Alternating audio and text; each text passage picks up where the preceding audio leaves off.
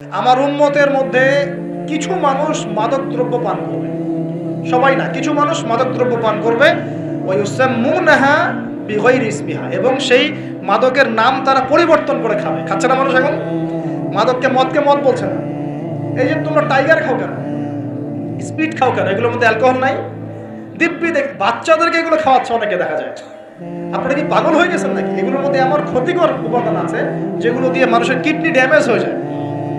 দিব্যি রোজার মাসে রমজান রোজা খুলেই একেবারে সিগারেট হাতে নিয়ে একদম এগুলো খাওয়া শুরু। এগুলোর মধ্যে মাদক দ্রব্য আছে।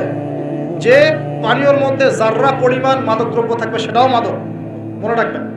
স্মোক করো, স্মোকটাকে অনেকে মাদক মনে করে না, তাই না? স্মোকিংটাকে অনেকে মাদক মনে করে না, মনে করে মাকরু মনে হয়। মাকরু মানে কি? মাকরু মানে কি ভালো? মাকরু মানে কি?